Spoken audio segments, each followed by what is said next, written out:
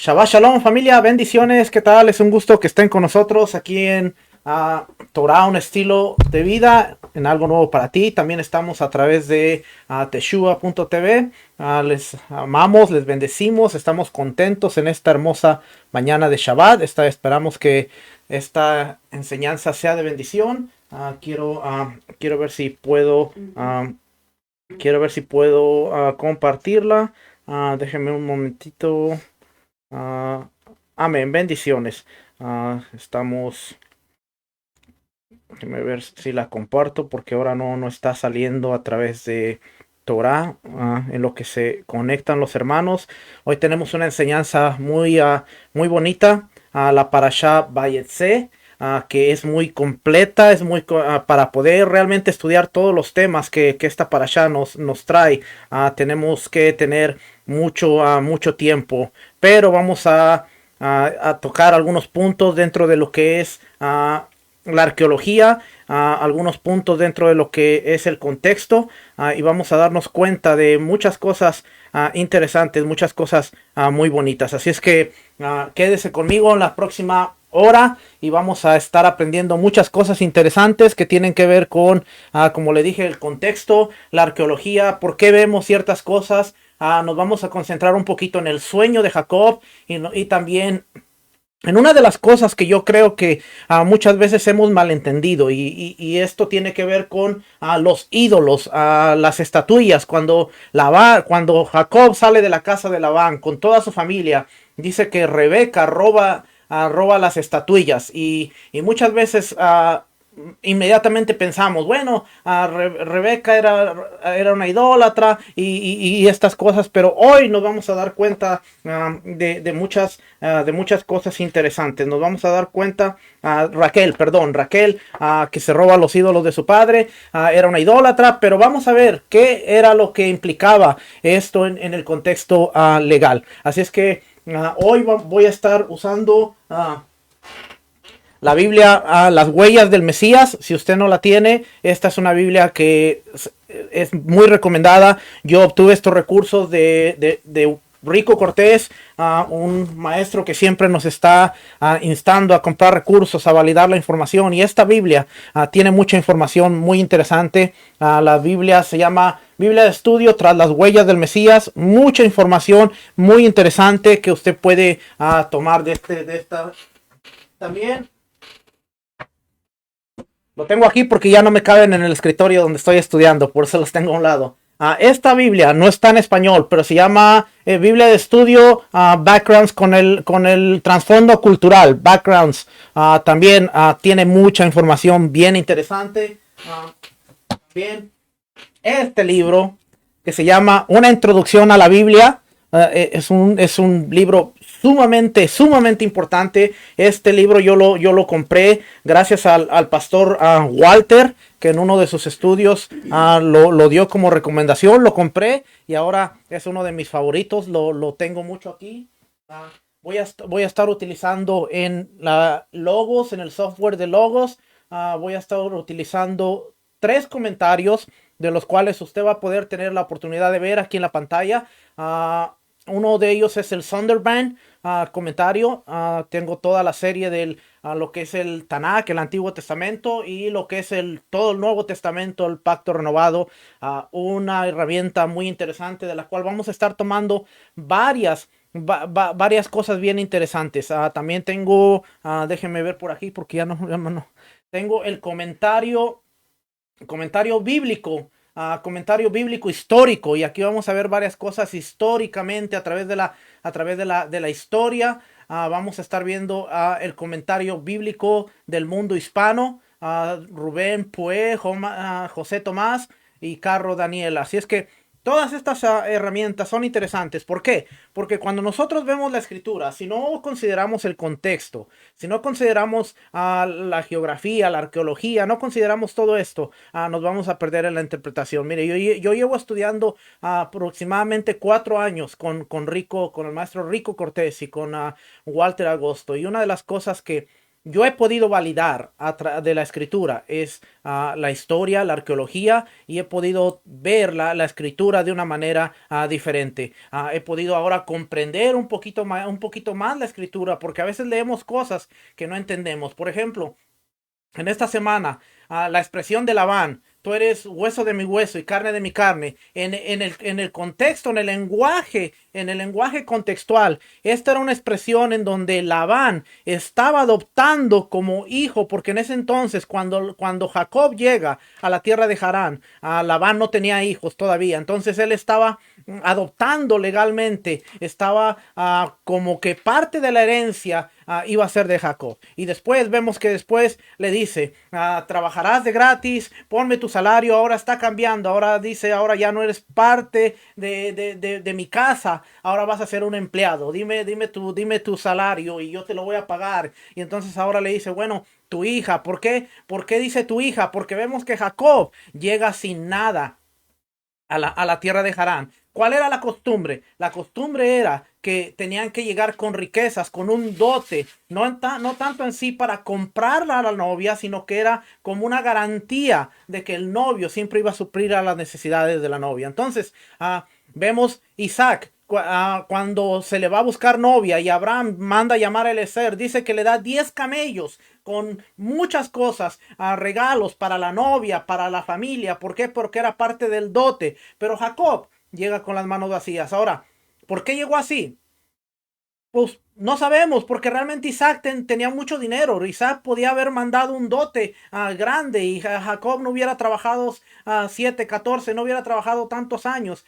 Pero llega con las manos vacías y ahora tiene que trabajar 7 años. ¿Por qué? Porque ese trabajo equivalía al dote, a lo que él tenía que haber llegado para llevarse a la esposa, a Raquel. Así es que cositas como estas, cuando no las entendemos en el contexto cultural, nos podemos perder parte de la narrativa, nos podemos perder. Si tengo tiempo, al final usted se va a encontrar por qué era tan importante para Labán recuperar estos ídolos, por qué era tan importante y por qué después de que los busca y hace un montón de cosas y no los encuentra, tienen que hacer un acuerdo, tienen que hacer un juramento, levantar una piedra y dice, tú no pasas de aquí para allá, yo no paso de aquí para allá. ¿Por qué? Porque legalmente, al no encontrar estas estatuillas, que no le voy a decir qué son, para que usted se quede hasta el final de la enseñanza y vea por qué era tan importante. Así es que tenemos muchas cosas. Tenemos muchas cosas que aprender. Mire, yo no estoy diciendo que idolatría o estoy poniendo a los maestros en alto, pero realmente Rico y Walter me han enseñado muchísimo. Son hombres a los cuales yo estimo, son hombres a los cuales yo honro, porque hay que darle honra a que honra merece y honor al que honor merece.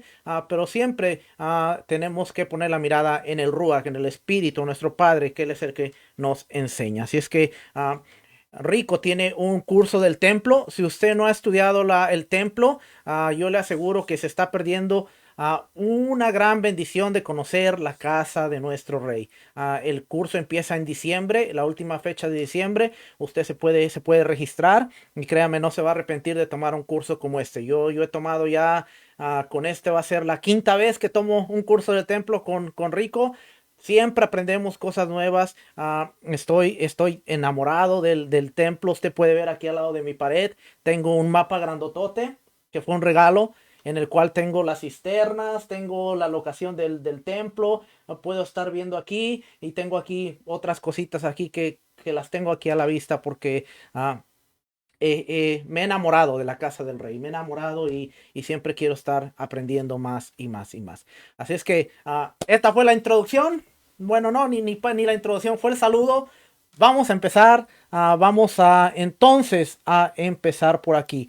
Para allá, porción semanal, Vayetsei, que significa y se fue, porque la primera parte de la escritura que leemos es y se fue a Jacob saliendo de su tierra. Así es que vamos a ver entonces que la porción de la Torá se encuentra en Bereshit capítulo 28 del versículo 10 al capítulo 32, versículo 3, a la porción de la Haftará, Oseas capítulo 11, del versículo 7 al capítulo 14, versículo 10, Brit Hadashah, Evangelios, Cartas Apostólicas, Juan capítulo 1, versículo 19 al versículo 51. Aquí estamos viendo en la pantalla, estamos viendo la discusión de Jacob.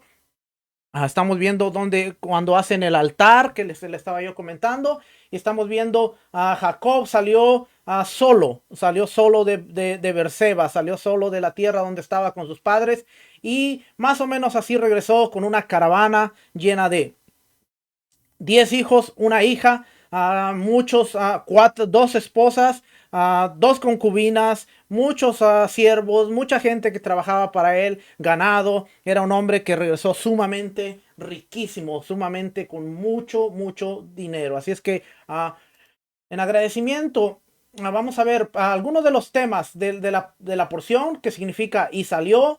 Bueno, estamos viendo el sueño de Jacob en Betel y la famosa escalera. Jacob se enamora de Raquel y termina con 4 esposas. Los nombres de los 11 hijos y una hija de Jacob, que tienen mucho que ver. Vamos a ver por qué le ponen los nombres que le ponen. Jacob se enriquece y regresa riquísimo. Jacob huye de Labán y Raquel toma los ídolos, los dioses, las estatuillas de su padre. En agradecimiento a la Torá, en agradecimiento a que el Padre nos permite estudiar y el Padre nos permite conocer las Escrituras, vamos a dar gracias diciendo esta pequeña oración que dice: bendigan a Yahweh, el que es bendito. Bendito es Yahweh, el que es bendito por siempre. Bendito eres tú, Yahweh, nuestro Elohim, Rey del universo, que nos elegiste entre todos los pueblos y nos diste tu Torá. Bendito eres tú, eterno, que nos das la Torá. Baruch et Adonai Ameborach, Baruch Adonai Ameborach leolam baet, Baruch atar Adonai Eloheinu melech haolam, asher bacharbanu mikol ha'amim, menatan lanu et torato, Baruch atar Adonai noten ha-Torah. Amén. Dice la escritura, Génesis capítulo 28, versículo 10. Salió pues Jacob de Beerseba y fue a Harán. Y llegó, oiga aquí, donde la escritura nos dice, de alguna manera nos trata de poner la atención sobre este pasaje. Dice, y llegó hacia un cierto lugar. O sea que no era un lugar al azar, no era un lugar por coincidencia, sino que dice, y llegó a un cierto lugar. Dice, vamos a leer. Salió pues Jacob de Beerseba y se fue a Harán y llegó a un cierto lugar y durmió ahí, porque ya el sol se había puesto. Y tomó de las piedras de aquel paraje y puso a su cabecera y se acostó en aquel lugar. De alguna manera aquí le puse un mapa de la travesía de Jacob. Sale de Beerseba, llega a Luz. El lugar se llamaba Luz. Después cambiaría a ser Betel y va subiendo hacia Damascus, Tadmor, hasta llegar a Harán. Seguimos leyendo. Versículo 12 dice, y soñó, y he aquí una escalera que estaba apoyada en tierra, y su extremo tocaba en el cielo, y he aquí ángeles de Dios que subían y descendían por ella. Fíjense, la escritura nos dice ángeles que subían y descendían por ella. Versículo 13, y he aquí Yahweh estaba en lo alto de ella, el cual dijo, yo soy Yahweh, el Dios de Abraham tu padre, y el Dios de Isaac. La tierra en que estás acostado te la daré a ti y a tu descendencia. Será tu descendencia como el polvo de la tierra, y te extenderás al occidente, al oriente, al norte y al sur, y todas las familias de la tierra serán benditas en ti y en tu simiente. He aquí yo estoy contigo, y te guardaré por donde quiera que fueres, y volveré a traerte a esta tierra, porque no te dejaré hasta que haya hecho lo que te he dicho. Y despertó Jacob de su sueño y dijo, ciertamente Yahweh está en este lugar y yo no lo sabía. Y tuvo miedo y dijo, cuán terrible es este lugar, no es otra cosa que casa de Dios y puerta del cielo.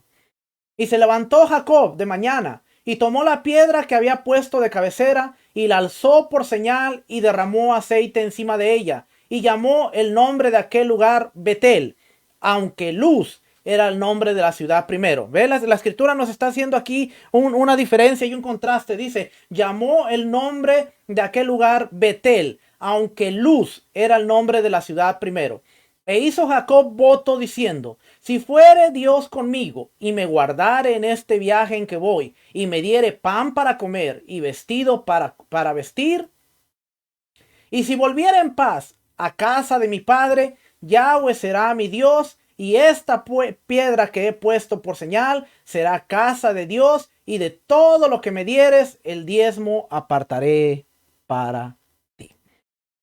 Este quizás es uno de los versículos que más hemos escuchado en nuestra vida, quizás es uno de los versículos que más se nos ha compartido, el voto de Jacob en el cual dice, si tú me bendices, si tú me haces regresar en paz, ¿por qué? Porque no está dentro de lo que es la ley de Moisés, no está dentro de lo que es los diezmos de la ley, sino que esto es algo voluntario para darnos cuenta que el dar es voluntario y se nos regresa hasta los tiempos de Jacob cuando hace un voto. Pero mire, en el contexto cultural, siempre se le daba un tributo al rey, siempre se le daba lo que se consideraba como el diezmo. No solamente el diezmo era dedicado a Dios, vemos cuando Abraham sale a luchar, ve a Melquisedec y dice que le da el diezmo del botín que traía. ¿Por qué? Porque en el antiguo Medio Oriente, el darle tributo al rey siempre era algo necesario, lo que se conocía como las taxas, de los impuestos también. Vemos muchas cosas dentro de la cultura y el diezmo no necesariamente era algo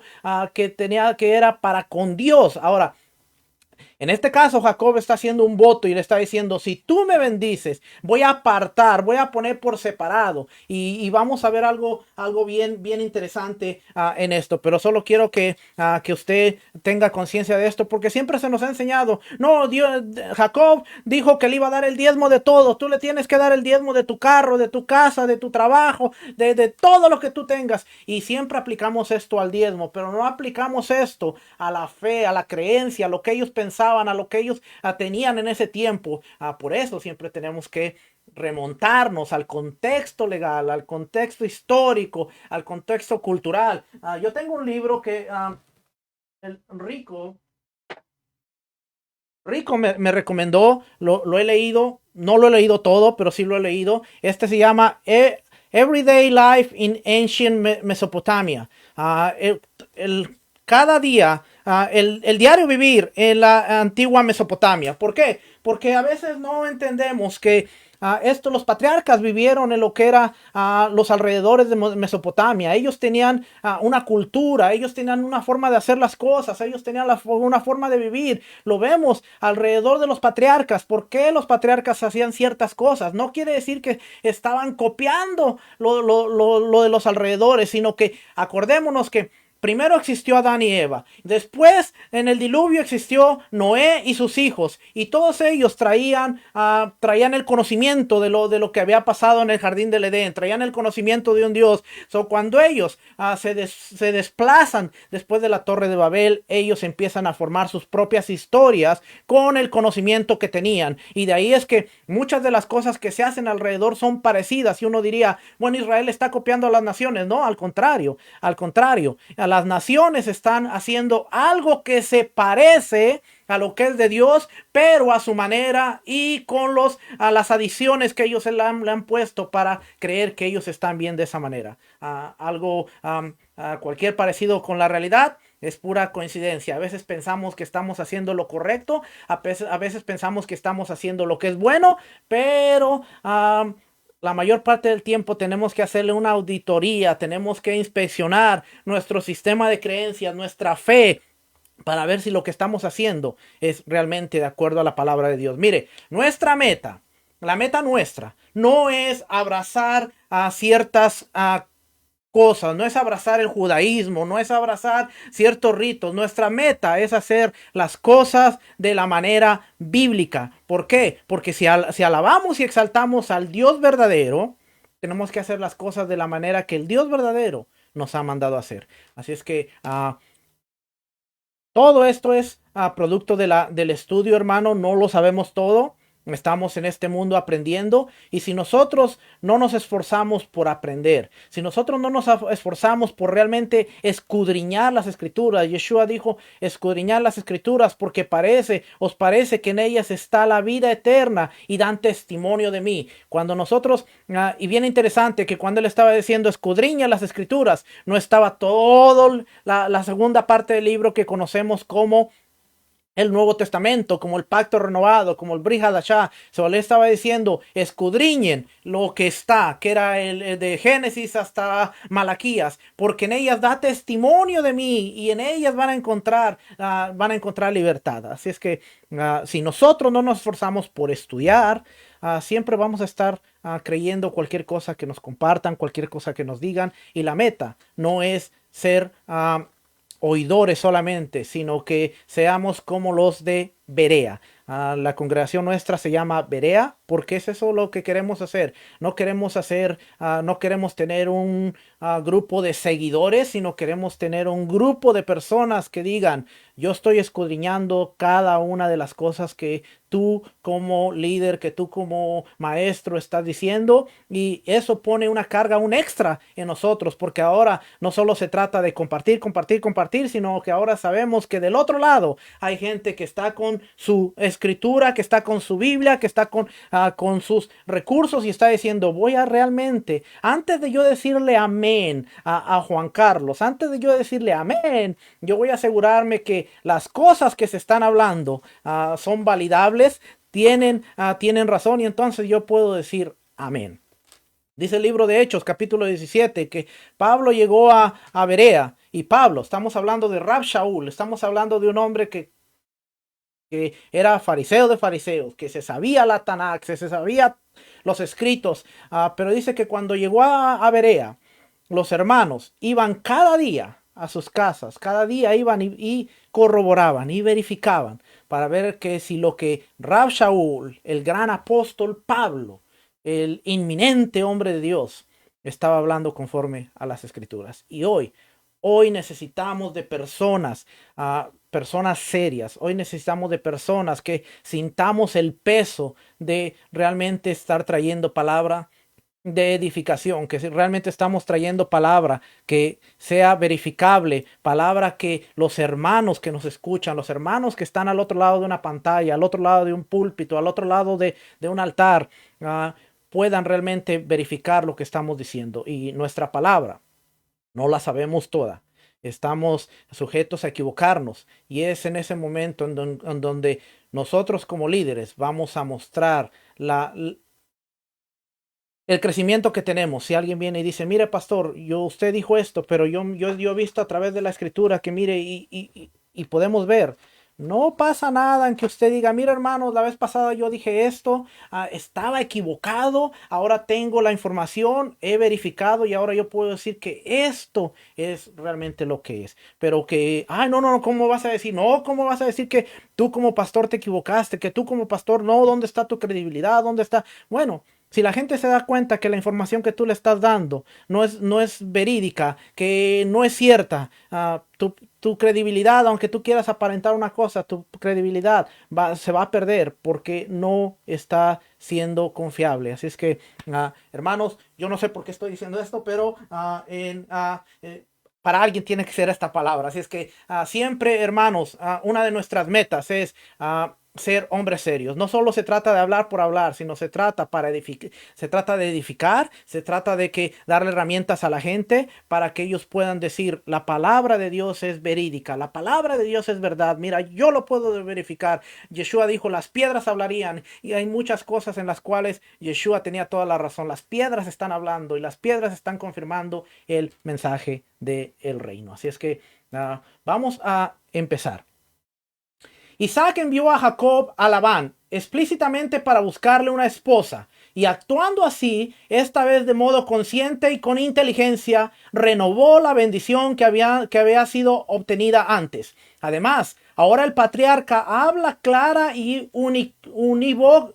unívocamente, no solo reiterando los mismos términos de la bendición del pacto en toda su plenitud, sino añadiendo especialmente las siguientes palabras: el Dios omnipotente te dé la bendición de Abraham y a tu descendencia contigo. Esta lo encuentra en el comentario bíblico histórico a la página 74. Esto lo tomé de Logos, así es que si usted un día anda por ahí por Logos, puede buscar esta información en el comentario bíblico hispano del libro de Génesis.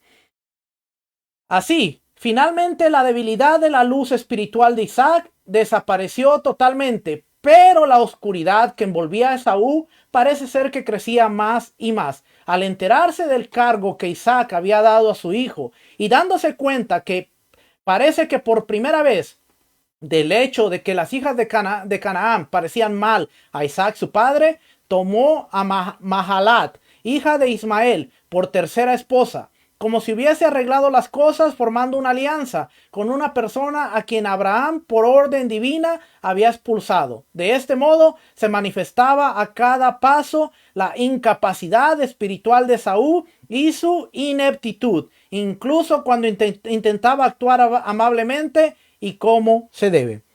Esaú trata de arreglar las cosas. Dice, bueno, este comentarista dice, se dio cuenta que las hijas de Canaán no caían bien no caían bien a sus padres y ahora trata de hacer una alianza con la hija de Ismael, o el hombre al cual Abraham había expulsado, había sacado, y ahora trata de hacer una alianza, pero este hombre, en lugar de arreglar las cosas, cada vez las empeoraba más, porque ahora vemos una alianza de Esaú con la hija de Ismael y el fin no es algo bonito. Así es que le estoy dando un poquito de contexto para que usted vea todas estas cosas. Dice aquí,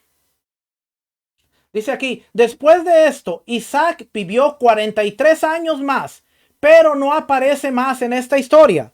Vemos que Isaac vive 43 años más. El hilo de la misma lo toma Jacob, sobre quien se desarrolla la promesa. Ahora vamos a darnos cuenta que cómo la escritura nos va llevando a Adán, y luego de Adán va pasando la historia hasta llegar a Noé. De Noé va pasando en sus generaciones, nos menciona a Sem, pero de Sem después ahora toda la narrativa bíblica empieza a tornarse hacia Abraham. Cuando llega Abraham, encontramos que está Ismael, encontramos que está Isaac, pero de la narrativa de Abraham, ahora todo empieza a tornarse a Isaac por unos cuantos capítulos. Realmente la Biblia no habla mucho de Isaac, y habla, como le dije la vez pasada, habla de los pozos de Gerar, y habla de cuando le dio la bendición a Jacob, pero realmente la Biblia no nos habla mucho acerca de Isaac. No hay capítulos enteros acerca de Isaac, pero ahora de Isaac la narrativa torna hacia Jacob. Aunque está Esaú y aunque hay más cosas corriendo alrededor, todo empieza a tornar a Jacob, y Jacob se va hasta el capítulo 50, hasta el último capítulo de la Biblia, cuando él entra con 70 personas a Egipto. Aunque va a cambiar un poquito y ahora se va a enfocar en José, para que nosotros veamos dónde nos lleva la bendición del Todopoderoso. Y después de José, toda la narrativa va a cambiar hacia el pueblo de Israel como una nación, como un pueblo que ahora está oprimido, está haciendo trabajos para un rey malvado, para un faraón malvado, y Dios los trae y ahora los va a tomar como pueblo, como nación, como real sacerdocio. Y todos estos temas vamos a estar entrando en el libro de Éxodo, porque a veces leemos la primera de Pedro y decimos, nosotros somos real sacerdocio, nación santa, pueblo escogido, pueblo adquirido por Dios para anunciar las virtudes, pero se nos olvida la narrativa, se nos olvida el convenio, se nos olvida el pacto que Dios está haciendo con esta nación. Así es que cuando nosotros queremos ser una sombra de la nación santa, del pueblo adquirido, se nos olvida que hay condiciones, se nos olvida que hubo un proceso, se nos olvida todo lo que está pasando, para entonces nosotros poder levantar la mano y decir, yo soy nación santa, yo soy real sacerdocio, yo soy pueblo adquirido. Pero se nos olvida todo el contexto y todo el trasfondo que está pasando. Así es que dice aquí entonces, se desarrolla quien se desarrolla su promesa. La escritura solo registra el hecho de que Isaac fue reunido con sus padres a los 180 años de edad y lleno de días. Esto lo vamos a ver la próxima semana. Y que fue sepultado en la cueva de Macpelá por Esaú y Jacob, a quienes tuvo el gozo de ver a la cabecera de su lecho de muerte como hermanos reconciliados.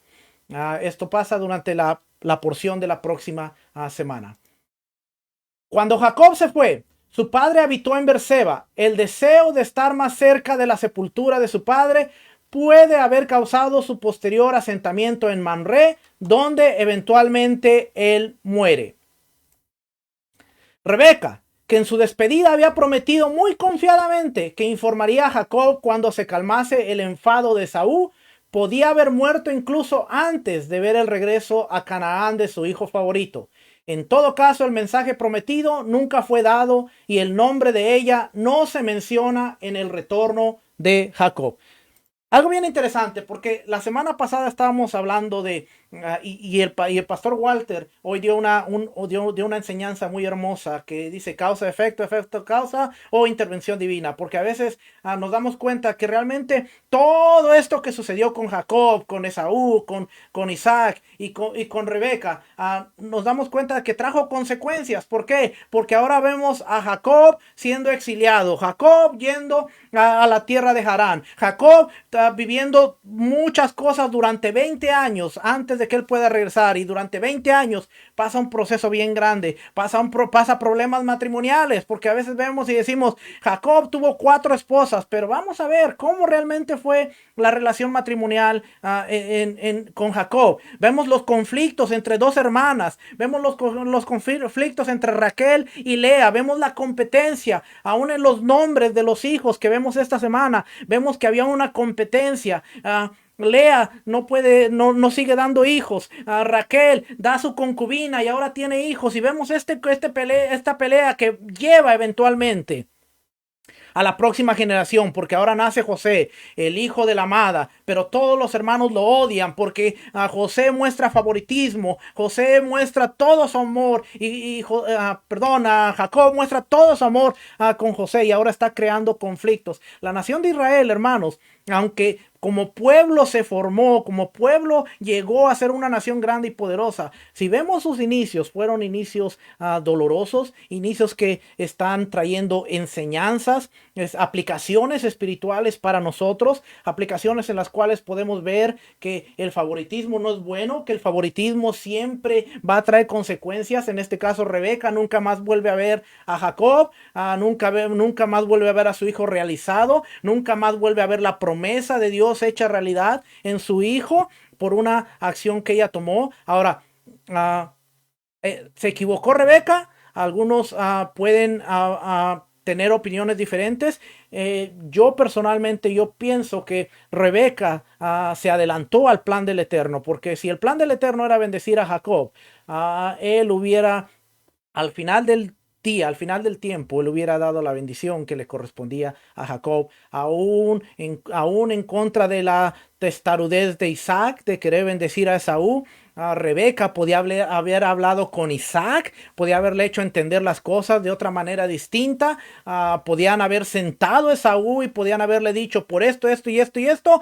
Tú no te vas a merecer la primogenitura. Jacob lo hizo. Jacob tuvo que sentarse con su primogénito y dijo, tú hiciste una falta, tú cometiste algo grave y por lo tanto tú no puedes ser primogénito. Ustedes dos fueron y asesinaron a la gente, hicieron todas estas cosas, por lo tanto ustedes no pueden ser los primogénitos. Y vemos a Jacob sentando a sus 12 hijos y dando los motivos, dando las razones por las cuales ahora la primogenitura tenía que caer en las personas que eran las adecuadas para llevar el trabajo. Pero no lo vemos en la vida de Isaac, no lo vemos en la vida de Rebeca. Como seres humanos tienen sentimientos, como seres humanos a veces nos enfocamos tanto en lo espiritual, pero mira, es que el engañador, pero mira, es que el otro estaba enojado, lo quería matar, pero no nos damos cuenta que estamos tratando con personas, con seres humanos. Usted y yo nos equivocamos en todo tiempo. Usted y yo que decimos creer en Dios, decimos confiar en Dios, decimos tener la fe ciega en Dios, pero muchas veces nosotros ponemos nuestros sentimientos por delante y queremos ayudarle a Dios, queremos hacer las cosas a nuestra manera, queremos hacer las cosas que mejor pensamos que van a salir, pretendemos que Dios a través de nuestras acciones nos va a bendecir, nos va a ayudar, pero a veces lo que nos encontramos es que todo lo que pasa va a ser causa y efecto. A las decisiones que tomemos hoy van a afectar nuestro mañana, van a afectar nuestro futuro. La bendición de Dios no añade en ella tristeza, dijo el proverbista, sino la bendición de Dios es aquella que te va a traer shalom, que te va a traer paz, que te va a traer descanso. Y a veces no nos damos cuenta de todo esto. Jacob sale, se tarda 20 años en poder regresar. Isaac se queda en la tierra, pero algo que sí me llama la atención es que dice, murió lleno de años, murió lleno de virtud, y al final de sus días lo vemos que está teniendo a sus dos hijos a la cabecera. Sus dos hijos lo llevan a la muerte, aunque a la tumba, aunque nunca más vemos una relación buena entre Jacob y Esaú, pero al momento de la muerte de su padre se unieron. Aquel primer día, una vez que Jacob dejara su casa en Berseba, hizo un largo y cansado viaje. Viajó más de 40 millas por las montañas, que más tarde serían las de Judá, y atravesó lo que posteriormente sería la tierra de Benjamín. El sol se había puesto y su resplandor final había desaparecido detrás de las grises colinas de Efraín. Cuando llegó a un valle irregular, cubierto como de lápidas, con grandes rocas planas esparcidas por aquí y por allá en posición vertical, aquí, cerca de una cordillera salvaje, la gran cumbre de la cual estaba cubierta por un olivar, era el lugar donde Abraham reposó por vez primera al entrar en la tierra, y donde él y Lot, antes de separarse, inspeccionaron el lugar. Allí mismo, ante él, estaba el Luz cananeo. Por eso dice la Biblia que se llamaba Luz, porque era la antigua ciudad cananea de Luz. Estaba el Luz cananeo, y más allá, a muchos días de camino, se extendía su fatigoso camino a Harán. So, vamos viendo. Aquí está Berseba, pasa Luz y tendría que subir hasta llegar a Harán. Por accidental que parezca, la elección del lugar, pues leemos, llegó a un cierto lugar. Sin duda, era un designio de Dios. Jacob se preparó para reposar, amontonando algunas piedras esparcidas por el valle, e hizo una almohada y se acostó. Isaac envió a Jacob en su camino. Vemos Génesis, Bereshit 28:5. ¿Por qué se le prohibió a Isaac salir de la tierra y sin embargo se animó a Jacob a hacerlo? La diferencia radica en el hecho de que si Isaac se iba y Abraham moría posteriormente, ningún heredero de la familia quedaría para salvaguardar la tierra con su presencia. Pero cuando Jacob se va, Isaac y Esaú todavía están ahí para mantener el reclamo. Esto nos dice el comentario Sunderbank del Antiguo Testamento de Walton, a la página, el volumen 1, página 106. Esto es algo bien interesante porque vemos que a Isaac se le prohíbe bajar a Egipto, a Isaac se le prohíbe salir de la tierra, pero ahora a Jacob se le dice, ve, a Abraham le dice a Eliezer, trae una esposa para mi hijo, pero júrame que él no va a salir de la tierra. ¿Por qué? Porque Abraham estaba pensando en su muerte, y si Abraham moría y si Isaac se iba, tal vez no iban a poder volver a regresar a la tierra de la promesa, tal vez no iban a poder regresar a la tierra, no iban a poder reclamar la cueva de Macpelá. Siempre tenía que estar la presencia de alguien, de alguien que cargaba, de alguien que era heredero de la promesa. Y bien interesante lo que nos dice aquí. La diferencia radica en que si Isaac se iba y Abraham moría, posteriormente ningún heredero de la familia quedaba para salvaguardar la tierra con su presencia. No iba a haber nadie. ¿Quién garantizaba que alguien de la línea iba a regresar? Entonces por eso Dios dice, Isaac no sale, porque si Abraham fallece, Isaac está aquí en la tierra para continuar con el legado. Ahora Isaac sabe que aunque está el malvado Esaú, aunque está el malvado ahí, pero es parte del linaje, parte de la rama de Isaac, y está Isaac. Así es que Jacob puede ir sabiendo que cuando regrese va a estar alguien del pacto y de la promesa en la tierra. Bien interesante, porque a veces leemos estas cosas, a Isaac no bajó, pero Jacob se le manda, y nosotros nos quedamos así como que, ok, pero cuando vemos estas cosas, vemos el contexto, ahora podemos entender, ahora tiene sentido, ahora esto hace un mayor sentido al leer la escritura. Vamos a ver un poquito a la parte de la escalera también en este contexto. Dice, por el hecho de que los mensajeros de Dios aparecen pasando entre los reinos en el sueño de Jacob, queda claro que él está viendo un portal al cielo. Estos portales se conciben como escaleras en oposición a escaleras en la mitología antigua. Estos portales se consideran como escaleras en la mitología antigua. También están representados arquitectónicamente en los zigurats de la antigua Mesopotamia, que fueron construidos para proporcionar la escalera para que los dioses bajaran y fueran adorados en sus templos. Jacob no está viendo un zigurat, pero está viendo el portal de escalera entre el cielo y la tierra que los zigurats fueron diseñados para proporcionar. En otras palabras, Jacob no está viendo en sí un zigurat, pero está viendo en su conocimiento, está viendo lo que un zigurat proporcionaba. En la cultura mesopotamia, en la cultura babilónica, los templos siempre se les hacía un zigurat, porque en su mentalidad ellos decían, el Dios, la deidad de este templo, usa el zigurat para bajar hasta el templo. Jacob no está viendo un zigurat, pero en su mente, en el conocimiento que él tiene, él está viendo un microcosmos de lo que iba a ser más adelante el templo, el tabernáculo, que iba a ser la conexión entre el cielo y la tierra. Por eso cuando vemos en la escritura del Nuevo Testamento, del Brit Hadashah, Juan capítulo 1, al final del capítulo, cuando Yeshua es manifestado, cuando todo el mundo está diciendo, eres tú Juan el Bautista, eres tú Elías, eres tú el Mesías, eres tú el que había de venir, él dice, de ahora en adelante van a ver a los ángeles de Dios subir y bajar, haciendo una conexión con lo que Jacob está experimentando, porque ahora Jacob, de alguna manera en su sueño, que es una palabra profética, está viendo la conexión de lo que era el cielo y la tierra. Jacob tiene la bendición, Jacob tiene la bendición de Abraham, que era la tierra, que era una descendencia, pero ahora, a través de este sueño, está viendo que también va a haber un portal, va a haber una conexión, va a haber un lugar de encuentro en donde el Dios Altísimo va a tener encuentro con su linaje, con su familia, con su descendencia, y es donde se va a poder encontrar.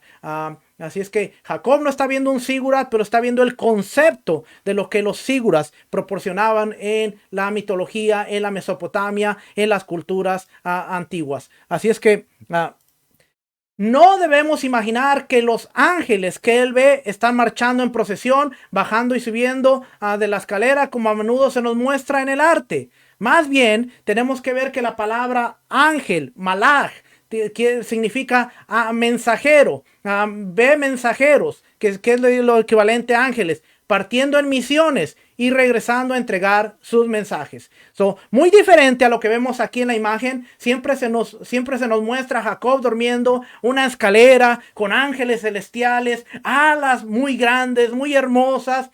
Podemos ver que realmente en el concepto de Jacob, él podía estar viendo hombres como tú y yo, como tú y como yo. Es más, cuando nosotros leemos los profetas, cuando nosotros leemos Oseas, cuando nosotros leemos Isaías, cuando nosotros leemos esto, Oseas dice, por un profeta yo hablé a Jacob, y por un profeta hice regresar a Jacob de la tierra de Harán. Ahora, cuando nosotros leemos el Génesis, nosotros nos damos cuenta que dice, un ángel se le apareció y le habló a Jacob. Y luego un ángel se le apareció en la tierra de Harán y le dijo, sal, es tiempo de irte. Pero ahora el profeta está diciendo, un mensajero. Así es que como vimos en las parashas anteriores de Abraham, donde se le apareció, cuando vemos en todas estas porciones, podemos en nuestra mentalidad a occidente, de este lado del charco, de este otro lado, tener la mentalidad de un ángel, un ser con alas, un ser con un aro y un ser de brillo. O podemos tener la mentalidad de que era un profeta, un hombre, un enviado que traía un mensaje. Así es que lo que estamos viendo realmente en lo que es la literatura, estamos viendo el concepto de el servicio a Dios, y estamos viendo que dice aquí mensajeros partiendo en misiones y regresando de entregar su mensaje. La literatura judía, de hecho la literatura judía habla de que estos mensajeros son los que están llevando las oraciones al trono de Dios a través de la escalera. Acuérdense que la escalera a la puerta, por eso Jacob dice, esta es la puerta del cielo. Están subiendo al trono donde Yahweh estaba arriba, están trayendo las oraciones y están regresando con la respuesta. Y si vemos el libro de Daniel, dice que Daniel estaba orando y había un ángel, un mensajero, que por cierto en el libro de Daniel ya se le tiene un nombre y dice que era Gabriel el que venía trayendo la respuesta, pero había una guerra en los cielos, en los aires, el cual le impidió venir y tardó 21 días, pero vemos que Daniel está trayendo una oración, está subiendo su oración y está un ángel, un mensajero, bajando con la respuesta. Así es que esto es bien interesante porque a veces nos cambia las cosas de ver a los ángeles alados, los ángeles con alas, a ver que simplemente pueden ser mensajeros. Esto también lo encuentran en el comentario sobre antecedentes bíblicos ilustrados de Zondervan al Antiguo Testamento, volumen 1, página 106.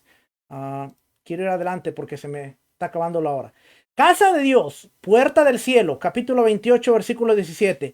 Los portales mencionados en el comentario anterior fueron considerados espacios sagrados, como el templo, como a un Shabbat es considerado un espacio sagrado. El vínculo entre el cielo y la tierra proporcionó un pasaje para la deidad desde la puerta de su templo, palacio celestial, hasta el espacio sagrado, marcado en la tierra para su presencia y adoración. Dichos lugares se marcaron con templos, una vez que se reveló su ubicación a las personas que vivían en el área.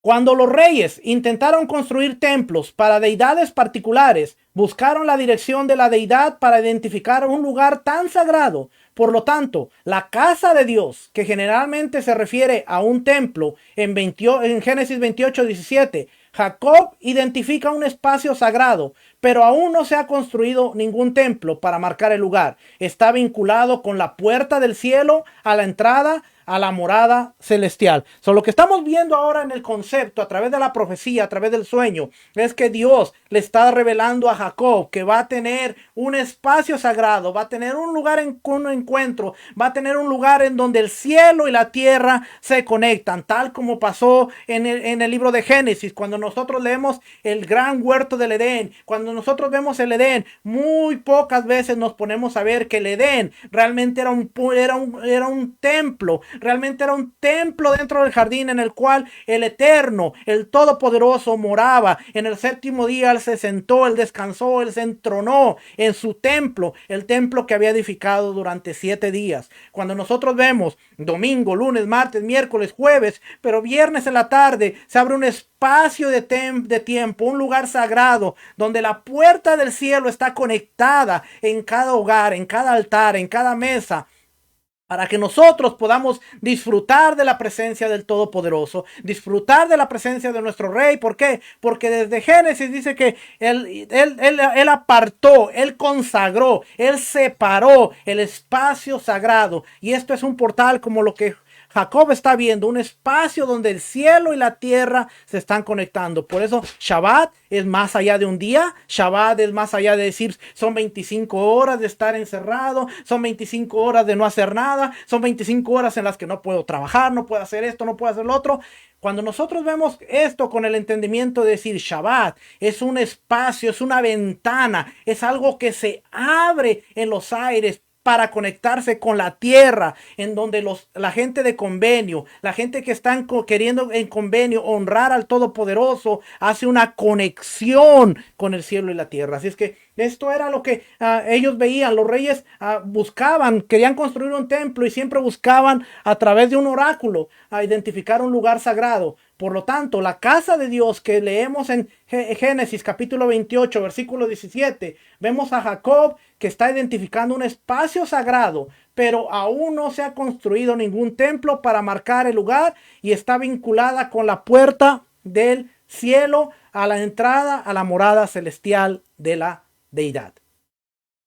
Existe un continuo en el espacio entre la morada celestial y la terrenal, de modo que no se consideran simplemente imágenes de espejo o estructuras emparejadas, sino en el sentido de que se parece más a la escalera de arriba y de abajo del mismo edificio. Sin embargo, esto, incluso más que eso, ya que puede pensar que el templo terrenal existe realmente en el reino celestial. El templo es un lugar en ambos mundos. Al igual que la tumba es un lugar tanto en la tierra como en el inframundo, se podría comparar con el vestuario de las Crónicas de Narnia que existe en ambos mundos. Aquellos que han visto la película de Crónicas, ustedes pueden ver que hay un guardarropa, hay un ropero en donde está conectado los dos mundos. De este lado es el mundo de los humanos, de aquel lado es el mundo de Narnia, y usted puede entrar a través de esto.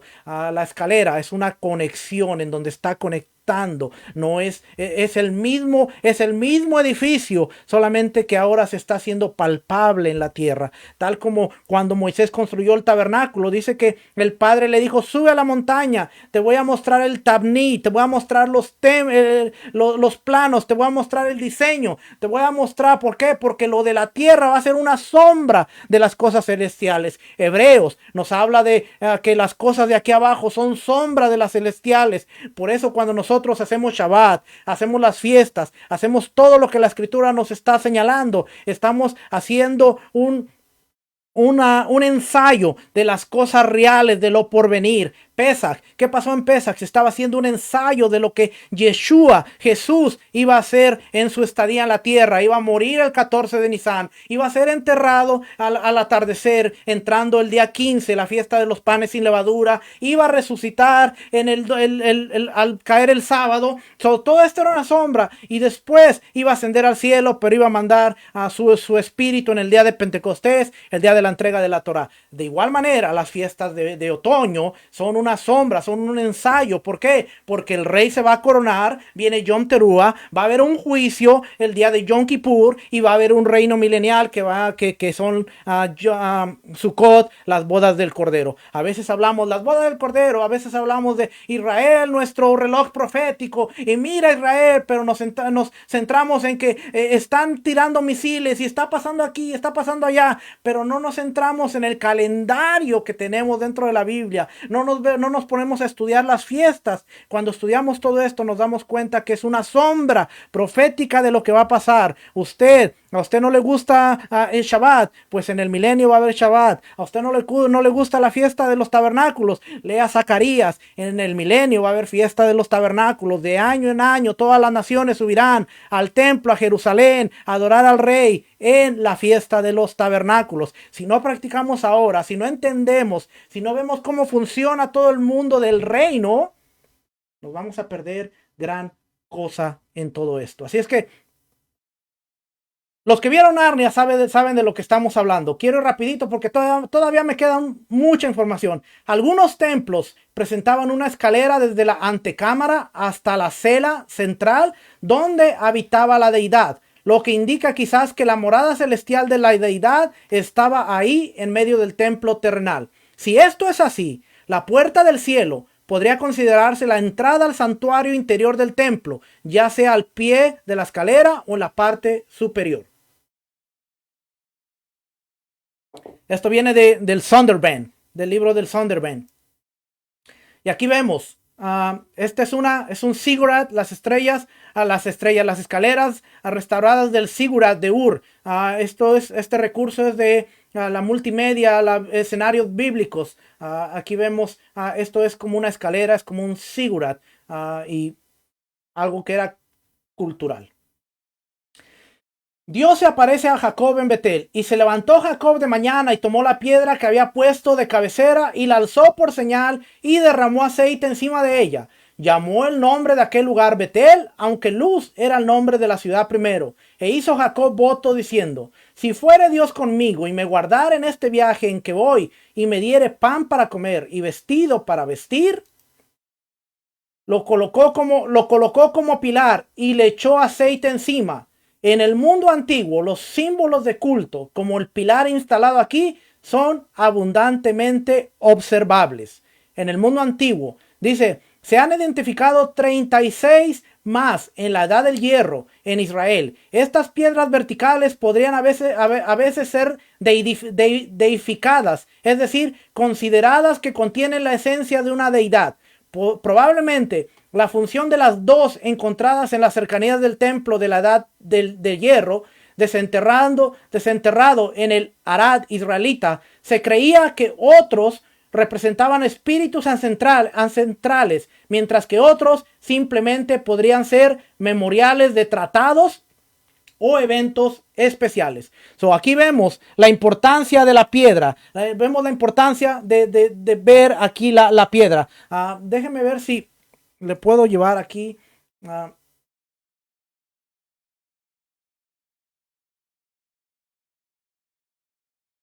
Aquí está.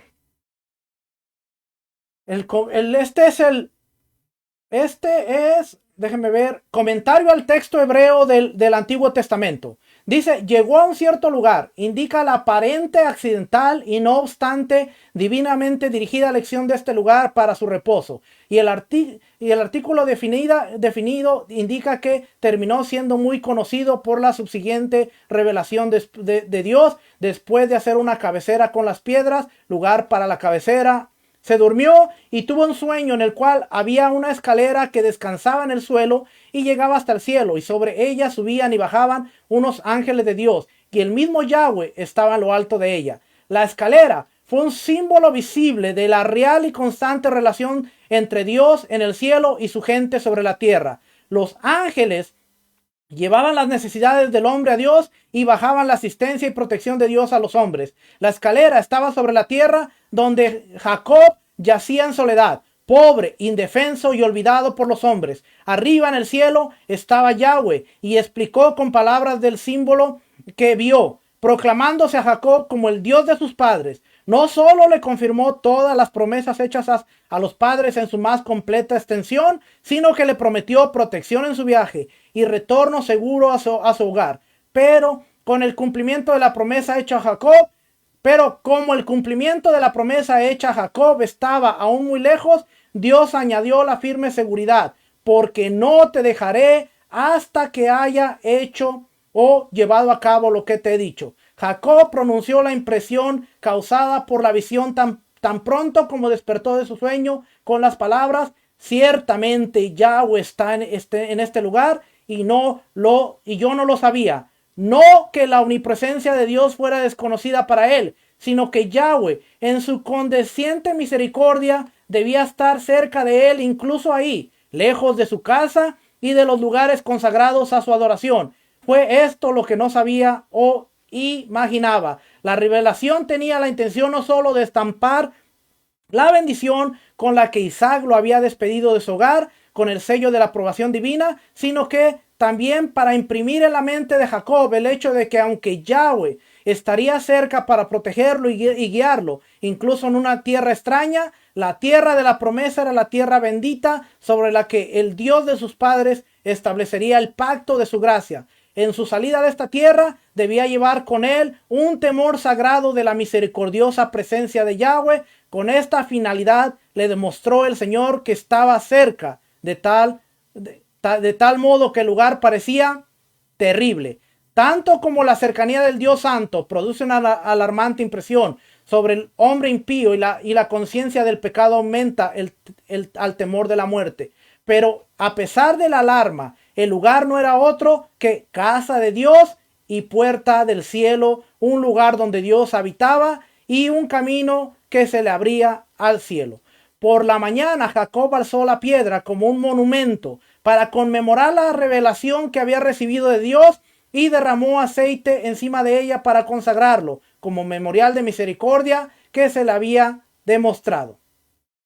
Finalmente, versículo 20, finalmente hizo un voto. Si Dios le daba la protección prometida de su viaje y lo traía de regreso a salvo a la casa de su padre, Yahweh sería su Dios. En el versículo 21 comienza la apodosis. La piedra que había erigido sería una casa de Dios y Yahweh recibiría un 10% de lo que le diera. Debe notarse aquí que se utiliza la prótesis en su lugar como constituyendo la esencia del voto. Si Yahweh, quien se le había aparecido, demostraba ser Dios al cumplir sus promesas, entonces él lo reconocería y adoraría como su Dios, convirtiendo la piedra en una casa de Dios, un lugar de sacrificio y diezmando de todas sus posesiones.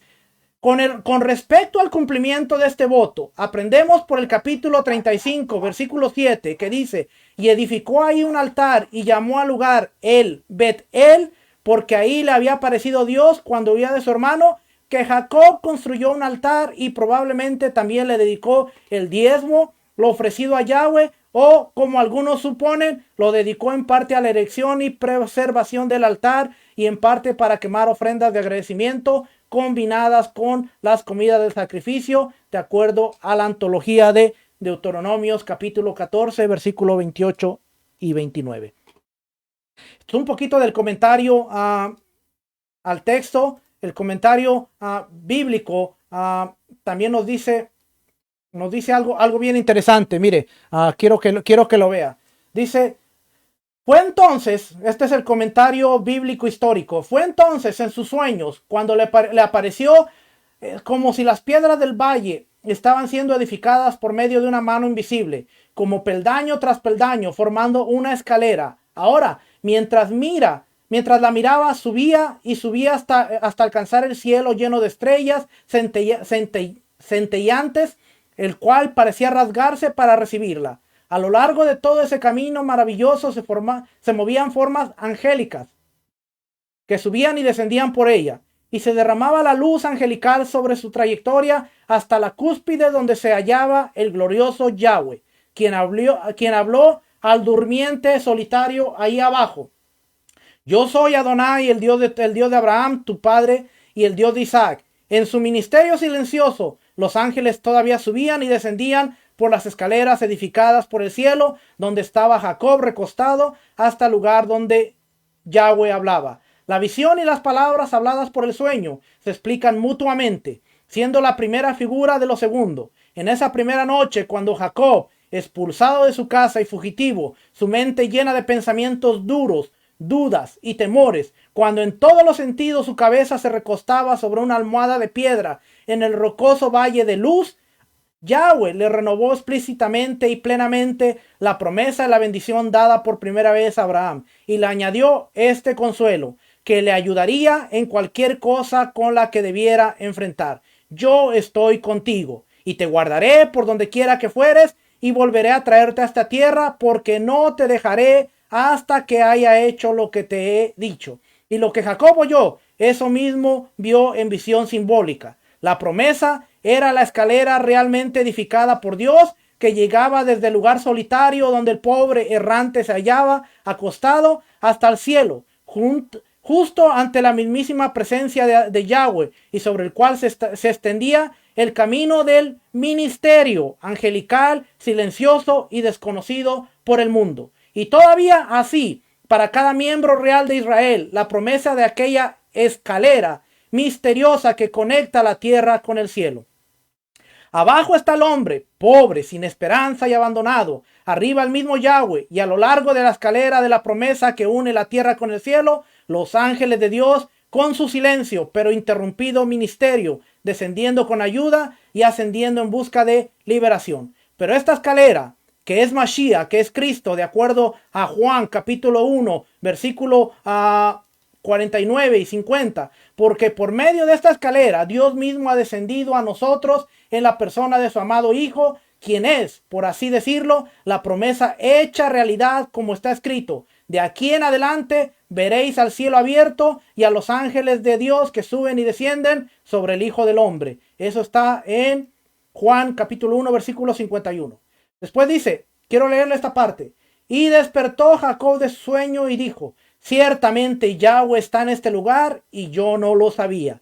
Ahora tenía un temor bastante diferente de soledad o duda. Se trataba del temor de hallarse conscientemente ante el Dios del pacto, que siempre está atento y se preocupa, lo que le hacía sentirse, como a tantos otros, como un errante ante su descubrimiento. Cuán terrible es este lugar, no es otra cosa que casa de Dios y puerta del cielo. Y a la mañana siguiente, temprano, Jacob convirtió su almohada de piedras en una columna conmemorativa y la consagró a Dios.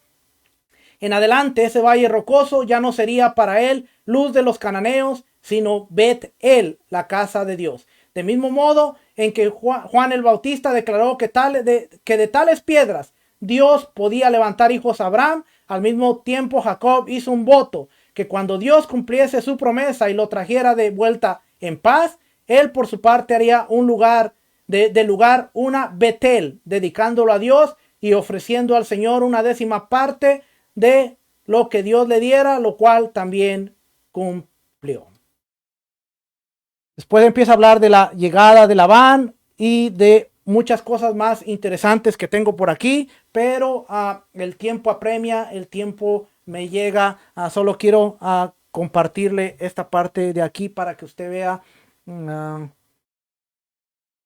Dice, en la historia israelita temprana, tales piedras eran aceptables, pero a medida que pasaba el tiempo y estaban más inclinadas a cumplir a cumplir la misma función que las imágenes, fueron rechazadas junto con la deidad de que la deidad puede ser inherente a un objeto físico. Esto explica por qué algunos pilares eran lo suficientemente inocentes y legítimos, mientras que otros representaban la apostasía. La mayoría de las piedras verticales no estaban talladas, aunque algunas tenían un adorno mínimo, por ejemplo, manos talladas que se extendían hacia arriba, y algunas tenían relieves intrícados, por ejemplo, la estela de Baal de Ugarit. Aquí vemos la piedra de Jacob, aquí vemos la piedra de Geser, la piedra. Vemos que cuando Israel iba a entrar a la tierra prometida, se le pide levantar 2 piedras en memoria del pacto para que se recordaran. Son muchas de estas, en el contexto de estas piedras, tiene que ver con votos, con pactos. Cuando Labán y Jacob hacen un acuerdo de paz, levantan una piedra, levantan un altar, como señal, como memoria de que cuando vieran esta piedra sabían que había un acuerdo entre Labán y Jacob. Así es que las piedras tenían una función muy específica. Terafines y dioses familiares. Quiero tocar esto antes de irme. Raquel no tenía derecho a esta porción de la herencia, ni tampoco Jacob. Labán estaba lógicamente angustiado por esta violación de las prácticas de herencia, así como también preocupado de aquel cuidado de los antepasados. Se ve comprometido por la pérdida de imágenes. Los dioses familiares no solo eran el vínculo entre la unidad familiar y su propiedad, sino también el corazón mismo de la familia. Oiga lo que dice este comentarista. Dice, Raquel no tendría derecho a esta porción de la herencia porque se había casado, ni tampoco Jacob, porque aunque lo había adoptado legalmente como su hijo, después revoca eso y ahora lo hace su trabajador. Labán estaba lógicamente angustiado por esta violación de las prácticas de herencia. Se habían perdido los terafines, se habían perdido los utensilios con los cuales se podía recuperar o se podía pedir la herencia del padre. Así es que esto es bien interesante aquí porque déjenme checar. Tengo que brincar. Tengo que brincar mucha parte de aquí. Tengo que brincar mucha parte de aquí, pero permítame.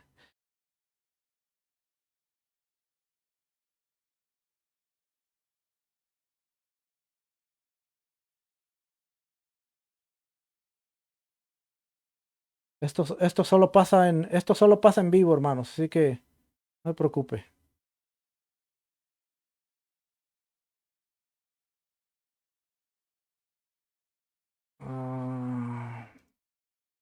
No me quiere dejar aquí pasar.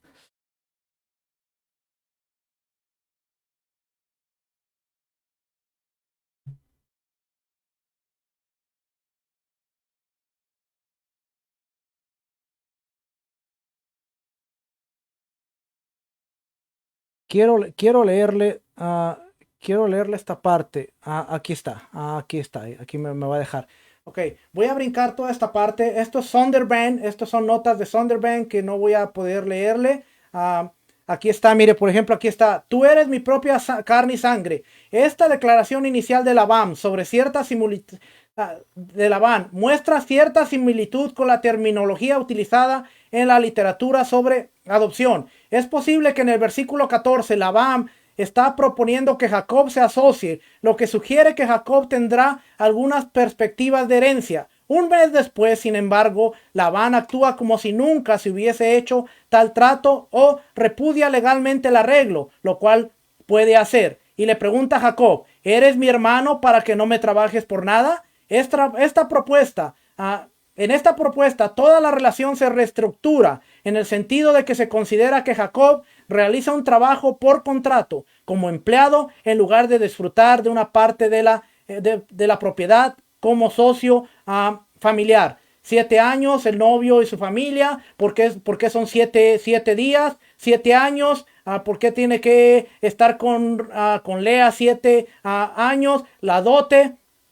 La dote fue entregada por la familia de la novia a la novia, una transacción de padre a hija y no entre familias per se. Y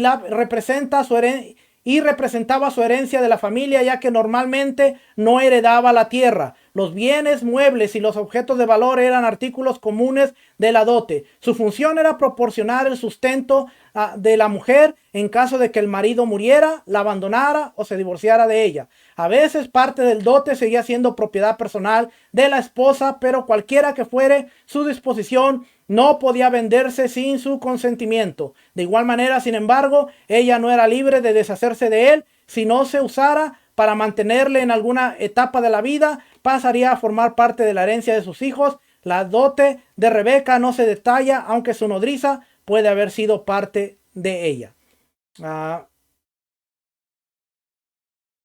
Vamos a pasar a la parte, aquí está la parte de los terafín. Hay una variedad de opiniones sobre el terafín y probablemente hubo varias prácticas con respecto a si estos antepasados fueron adorados o se consideró que tenían un estatus casi divino, pero no eran divinos. Como mínimo, las imágenes de los antepasados proporcionaron un foco para los ritos relacionados con el cuidado de los muertos y también se usaron en ocasiones en la adivinación. En algunos de los archivos de mediados del segundo milenio, antes de la era común, los documentos legales permiten ver cómo los dioses de la familia figuraron en la herencia. Oiga, los dioses de la familia figuraron en la herencia, en Nusí. Varios textos indican que el heredero principal recibió a los dioses de la familia.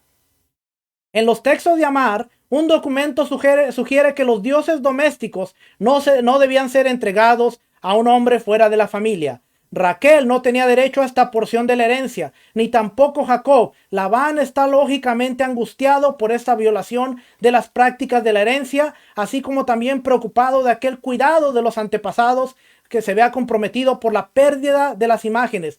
Los dioses familiares no solo eran el vínculo entre la unidad familiar y su propiedad, sino también el corazón mismo de la familia. Por tanto, podemos concluir que el interés de Rachel por el terafín tiene más que ver con la familia y la herencia que con la cuestión de adorar a dioses. Los espíritus de los antepasados no eran deidades sustitutivas, aunque en algunos usos de ellas ciertamente fueron prohibidos por Yahweh, ideal cuando finalmente tomó forma. Eso quiere decir que cuando nosotros vemos a Jacob haciendo una limpieza, nuestra mentalidad automáticamente dice, el pueblo de Israel tenía dioses, tenía estatuillas, eran unos idólatras, eran unos adoradores. Pero ahora que vemos el contexto, muchos de ellos quizás salieron de su tierra con la esperanza y la intención de que estas estatuillas les proporcionaran una herencia en caso de que ellos regresaran. Mucha de esta gente eran sirvientes de Jacob, no eran familia de Jacob, y por lo tanto, cuando ellos las entierran en Hebrón, antes de subir nuevamente a Betel y construir el altar, vemos que hacen una limpieza, hacen una purificación, y muchos de ellos tienen estatuillas, y nuestra mente espiritual automáticamente apuntamos y decimos adoradores, idólatras, mira, y adoraban a Dios y tenían sus estatuillas. Pero ahora que vemos el contexto legal, podemos ver que esto era considerado como parte de mi herencia. Yo tengo esta estatuilla que me dio mi padre. Si yo regreso a la casa de mi padre, esto es la entrada a mi herencia. Esto es la entrada que yo soy heredero por parte de mi padre. Salí de ahí, pero tengo estos. Rebeca dice, salgo de esta tierra. Jacob no trajo un dote. Los años que le trabajó a mi padre, pero yo no tuve un dote. Yo no tengo nada que me prolongue en caso de que este hombre se divorcie, me deje. No tengo nada. Así es que, ¿qué voy a tomar? Voy a tomar las estatuillas, porque esto garantiza que parte de esa herencia es mía. Jacob no me trajo dote, no me dio dote, no me dio nada. Jacob llegó con las manos vacías. Todo es de mi padre. Él lo ha ganado. Yo no tengo nada, pero ahora a través de esto tengo mi futuro garantizado porque yo puedo reclamar la herencia. Ve qué distinto es conocer la escritura desde esta perspectiva y no tomarlo todo espiritual y los idólatras, ay, mira, tenían imágenes, ay, miran, tenían estatuitas, mire, dice aquí, cuando las mujeres se casaban, era costumbre que transfirieran su lealtad a los dioses de su esposo. ¿Por qué, por qué Ruth dice, tu Dios será mi Dios? Contexto legal. Contexto histórico, porque era la costumbre, se transferían su lealtad a los dioses de su esposo. Tu Dios será mi Dios, tu Dios será mi Dios, tu pueblo será mi pueblo. Vemos en esta expresión idiomática el contexto legal. Cuando las mujeres se casaban era costumbre que transfirieran su lealtad a los dioses de su esposo. Las mujeres no eran libres de elegir el dios al que adorarían, sino que estaban unidas automáticamente por matrimonio al dios del esposo. En la mayoría de los casos, debido a la endogamia, el dios de sus padres sería el mismo que el dios de su marido, porque las personas en la misma ubicación geográfica y especialmente las personas del mismo clan tendrían que adorar a las mismas deidades. Eso era todo por ahí. ¿Qué aprendimos hoy? ¿Qué aprendimos hoy a través de esto? Aprendimos hoy que el sueño de Jacob va más allá. El sueño de Jacob va más allá de solamente la escalera, sino está viendo una puerta del cielo, una puerta que dice, no importa cómo estés, no importa si estés solo, afligido, no importa la manera que tú te encuentres, cuando tú decides encontrarte con el Dios Todopoderoso, Él te va a cambiar, porque ahora ya no vas a ver a Dios como algo celestial, como una figura. Ahora ya no vas a ver a Dios como el que te proporciona a tus necesidades. Ahora ya no vas a ver a Dios como el que te va a dar lo que tú necesitas, sino vas a ver a Dios que dice, ven, ten comunión conmigo, yo estoy contigo, yo te voy a proteger, te voy a bendecir, voy a estar contigo si tú realmente deseas cumplir la misión para la cual yo te he encomendado. Los ángeles, los mensajeros, subían y bajaban yendo a sus misiones, y ahora el Padre le está diciendo, al igual que estos ángeles, ahora tú eres un mensajero que tiene una misión en la cual yo voy a estar contigo, no te dejaré, no te desampararé, sino que haré contigo lo que he dicho.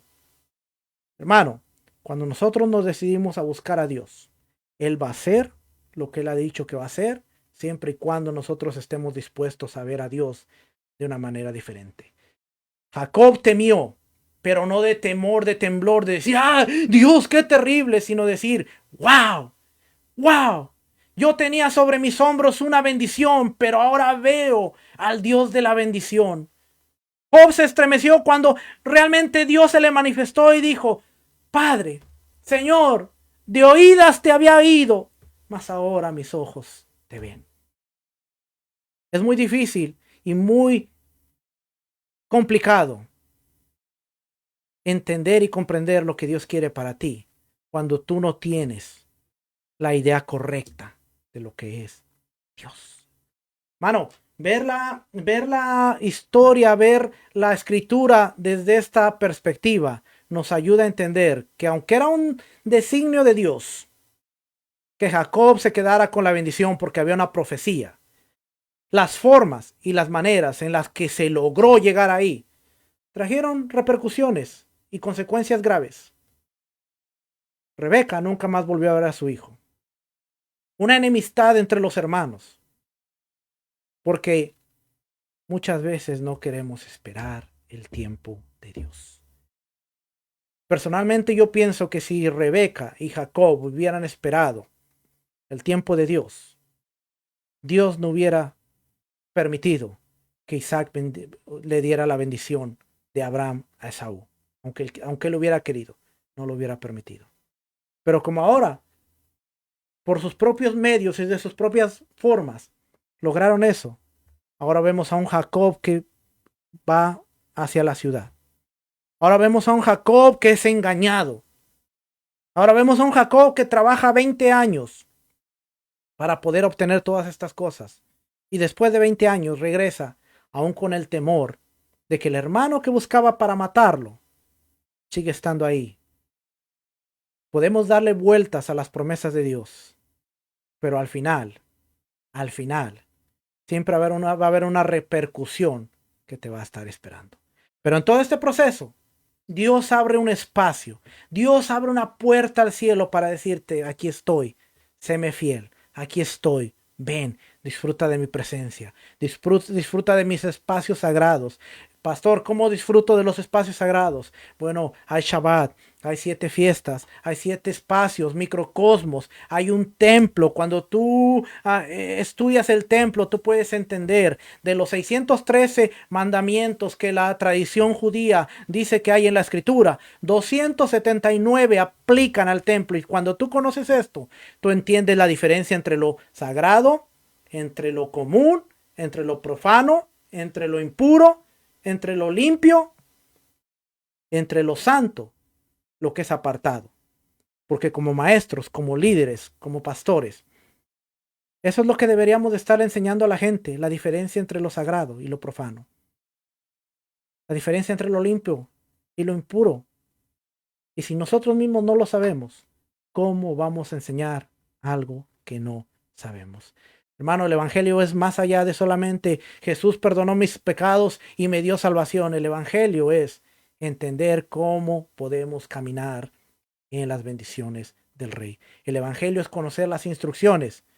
El Evangelio es conocer la Torá, que va a regir tu vida, que te va a enseñar a vivir, te va a enseñar a caminar, te va a enseñar a entender cómo funciona la escalera, cómo funciona lo que conecta la tierra con el cielo y cómo funciona lo que conecta el cielo con la tierra. Y nosotros tenemos ese privilegio que a través de Yeshua hemos sido invitados al convenio y a la presencia. Pero, en lo sagrado no entra cualquier cosa y es ahí donde necesitamos aprender. Es ahí donde necesitamos entender la escritura de decir, el pueblo pagano, el pueblo idólatra tenían estatuillas. No, tenían lo que les garantizaba una herencia familiar. No todas las estatuillas eran adoración, eran dioses familiares, sí, pero garantizaban la promesa y garantizaban la herencia. Vamos a ver las estatuillas a través de toda la Biblia.